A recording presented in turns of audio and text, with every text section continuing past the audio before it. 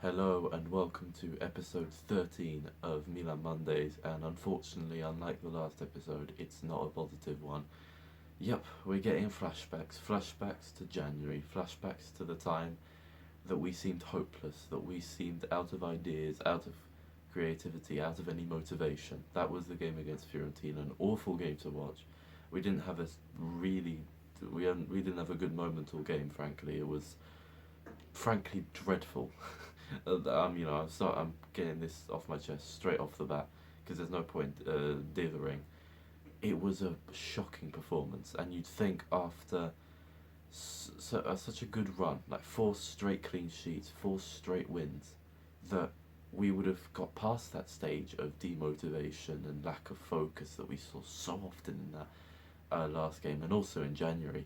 But nope, it seems to be back, and we were utterly dominated by Fiorentina. It was honestly disgraceful to watch at times because, again, like you feel like you've got over it, and just to enter into that like mentality of uh, no sort of desire to win the game, it's really disheartening as a fan, and it makes you realise that no, this team hasn't completely changed. There are still elements of it that stank up the league so badly in January, and that is a worrying sign because this top four race is really tight.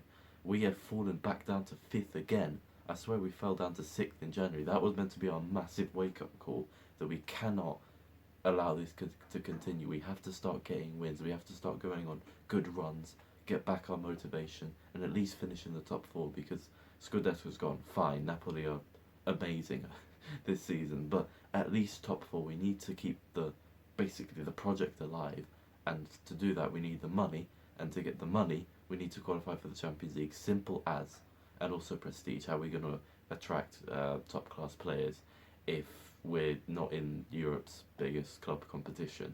I mean, granted, we don't really tend to try and attract the top class players anyway, unfortunately, but the point remains that not qualifying for the Champions League would be disastrous, and it seems that somehow we took on that wake up call in January, and suddenly we forgot that it was ever urgent. We got a couple of wins, we got complacent, and we got stuffed by Fiorentina. Honestly, the consolation goal from Teo, he could have scored one earlier, I believe, in like 60th minute or something.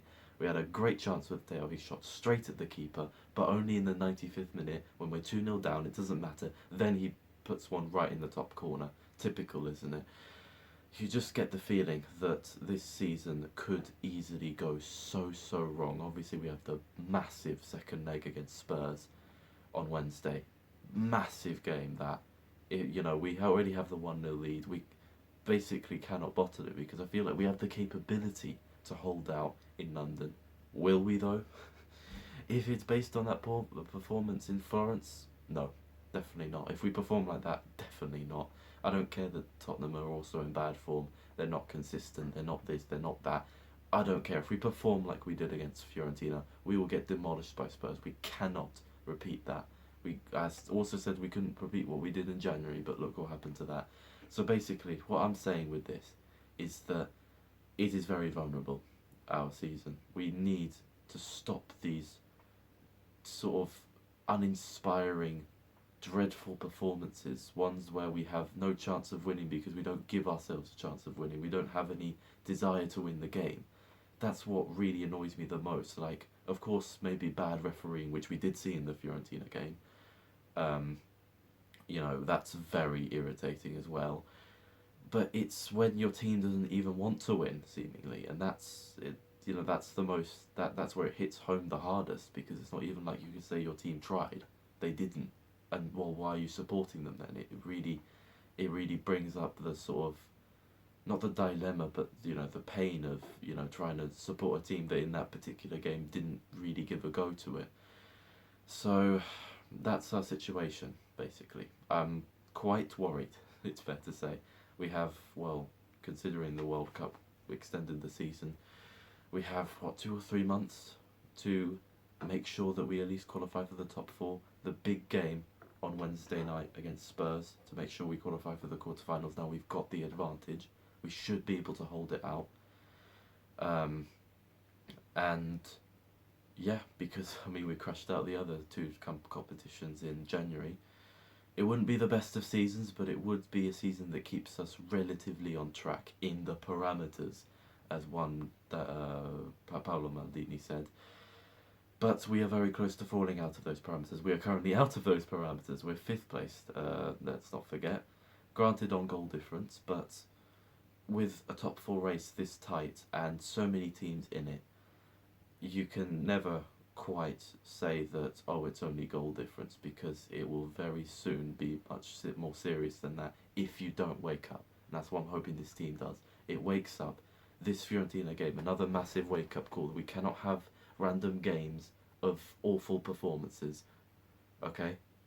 No more of that, please. Anyway, now I've got the main segment of this video off my chest. Let's discuss maybe some more of the hidden aspects of the Fiorentina game. First of all, we gave chances to players that haven't had a good season at all, like Rebic and especially De Kettel. But both of them, especially Rebic, failed to impress, and it's just a trend that we're seeing over and over again. And honestly, this is not the season that we can trust players in bad form. Honestly, it's because there's so much on the line. As I said, this season can go wrong, very quickly. So to put pressure on players like the Kettle when they need the fact that they need to perform in these games and they're in such a rut that it's tough to come out of it. You know, you can see why they would perform so badly, especially when if the team's not performing. How is the out of form player going to perform? Makes no sense. Of course, it was forced because of Leao and Krunich's suspensions. But, well, what can you say? You would, even if you're in bad form. But what I don't understand, or am quite frustrated with De Kettel, is that yes, you're in a rut. You're in you're in bad shape. Your morale is way down. You haven't scored a goal since like last year, like before you came to the club. That is quite depressing. There's no two ways around that. Or there's no way around that. That's what I meant to say. But at least show some sort of, I don't know, maybe some glimpses. We did see some glimpses, to be fair, in the Fiorentina game, so maybe I'm being a bit too harsh on him. There was one good move that he actually opened up the defence of Fiorentina for a bit before crossing it to the back post where he should have crossed it to Rebic. That was one good move from him. But other than that, he was completely anonymous. Maybe that's more down to the team being completely anonymous rather than him. So again, maybe I'm being a bit harsh, but I see in other games, like against Monza, where, maybe that was a nervy game, but we still had chances to put that game to bed, and he had an extraordinarily good chance, and he still missed it. It just gives the aura of someone who, yes, is in bad form, but is so scared because of it that they cannot come out of it.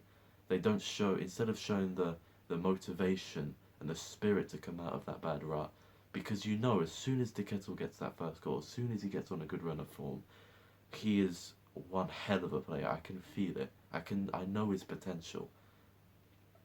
But he just needs to get out of that bad form, obviously. But if he doesn't show the intention to do it, frankly, on the pitch he doesn't, and so how is he actually gonna improve? He needs to show it on the pitch. Again, there's no way around that. And unfortunately, he just seems so frightened, so out of confidence, that he simply cannot do it. And unless that mentality changes, I'm afraid that it's gonna be a long time before we see De Kettel get his first goal. Anyway, two more quick things before I end the video. First of all is another thing on Rebic, and that is that Ante Rebic in form, I feel for him the same way I would like a best friend. Or even love a family member at times. Seriously, in form Ante Rebic is so good to watch, and because you can see the passion within him, but he's a weird character that, yes, he has an almost Balkan sort of spirit, of like an indomitable spirit, but when he's in bad form, he doesn't seem motivated to get out of it. It's the same as De Ketelaere, or De Kettel, sorry, but De Kettel's more because he's just scared. Rebic just seems demotivated, and it is really sad to see because you know what that player is capable of. And secondly, on Bakayoko, as if this season hasn't been tumultuous and strange enough, I don't understand what's going on with him. We've tried to flog him off so many times to so many different clubs. Nobody seems to take him because of some reason or another, some complication, and suddenly Pioli starts playing him. He didn't play him for months on end, nearly a year, and now's the time to give him opportunities off the bench to try and rescue games or protect 1-0 leads. It seems very strange when you have Adley, who you've bought, I believe, for 10 million, and Franks, who you've loaned in with an option to buy for 11 million. Two promising to midfielders benched for a player that you've tried to flog off many a time without success. No words needed. Well, that will be the end of this video, hopefully on Wednesday night, tomorrow as I film this actually, again not on a Monday, but hopefully we see this Milan rather than the one we saw at Florence and in the entirety of January. I'm fearful, but you gotta hope, haven't you? Hope is the last thing to die sometimes. Yeah, see you next week.